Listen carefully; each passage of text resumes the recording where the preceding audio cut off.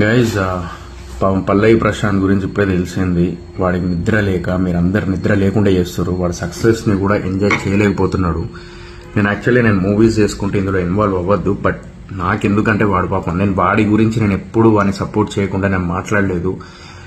నేను కేవలం వాడి కోసం వచ్చి అంత రచ్చ చేసి ఆడవాళ్ళ కారులో ఉంటే అటాక్ చేయడము, మళ్ళీ రోడ్డు మీద పెద్ద షోలు చేసేసి అంతమందిని ఇబ్బంది పెట్టారు. ఇంకా చాలా బయటికి రాలేదు.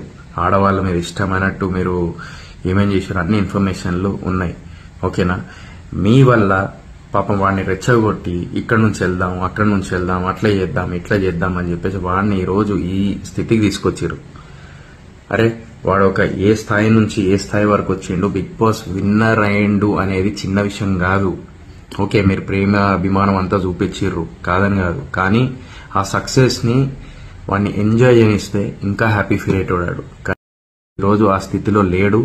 మీరే చేసిర్రు అదంతా, గుర్తుపెట్టుకోండి. ఇదే చెప్పిన నేను నా మాటలు కఠినంగా ఉండొచ్చు, కానీ నేను ఒకటే కోరుకున్నా, అరే హెల్దీగా వెళ్ళిపోవాలి, మంచి హ్యాపీగా ఎంజాయ్ చేసుకుంటూ ఉండాలి అని చెప్పేసి.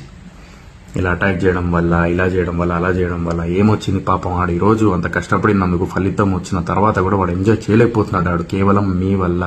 ఎవరైతే ఆ రోజు అన్నపూర్ణ స్టూడియో దగ్గరకు వచ్చి మళ్ళా తర్వాత అక్కడ నుంచి ఊరిలో పంచాయతీలు, ఈడ పంచాయతీలు అంతా రచ్చరచ్చ చేసి, తాగి గొడవలు చేసి అదంతా చేయడం వల్ల, ఆడవాళ్ళ మీద అటాక్ చేయడం వల్ల, కారులో ఉన్నప్పుడు ఇష్టమైనట్టు దానికి మళ్ళా నెగిటివ్ కామెంట్లు అందరు సపోర్ట్ వాళ్ళందరికీ.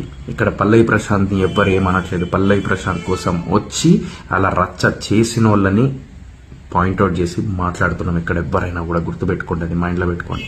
పల్లవి ప్రశాంత్ కష్టాన్ని అనలేదు, పల్లవి ప్రశాంత్ గేమ్ అనలేదు, పల్లవి ప్రశాంత్ అనే వ్యక్తిని అనలేదు. పల్లవి ప్రశాంత్ కోసం వచ్చిన వాళ్ళని మాత్రమే నేనన్నాను అంటున్నారు.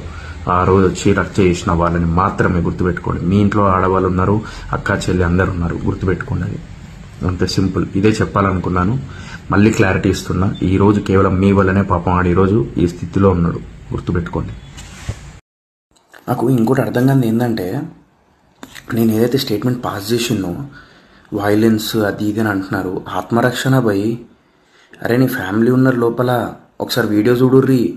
అందులో బూతులు, ఒక కొడుకు ముందు అమ్మ, అక్క, చెల్లె అది ఇది అని చెప్పి బూతులు గలీజ్ బూతులు తిట్టుకుంటూ అద్దాలు బలగొడుతుర్రు. It's like attack. అది ఏదన్నా బండ తగిలో లేకపోతే అదేంది ఆ అద్దాలు బలిగో లేకపోతే ఏమన్నా అయితే ఎవడు బాధ్యత? అందుకే ఆ టైంలో ఏమనిపించదు. అంతమందిలో ఏం చేస్తాం? దిగేమన్నా లొల్లి పంచాయతీ పెడతామా? కాదు కదా, గేర్ వేసుకొని వెళ్ళిపోతాం. అదే చెప్పిన నేను, ఇప్పుడు కూడా అదే చెప్తా. మీరు దానికి సపోర్ట్ చేస్తారు చూడండి. ఇక్కడ సొసైటీలో కొంతమంది నెగిటివ్ కామెంట్లు చేసి, అరే నీకు నీ బల్బు అది బల్బు కాదు, అది కామన్ మ్యాన్గా ఆలోచించిన. సోయల్ గడ్ కామన్ మ్యాన్. ఒకటి గుర్తుపెట్టుకోండి, నేను కూడా రైతు బిడ్డ, సింగరేణి ముద్దు బిడ్డ, రెండు ఉన్నాయి నా దగ్గర. ఓకేనా? అర్థం చేసుకోండి అంతే. జస్ట్ మన ఇంట్లో వాళ్ళకైతే ఎట్లుంటుంది అది ఆలోచించండి.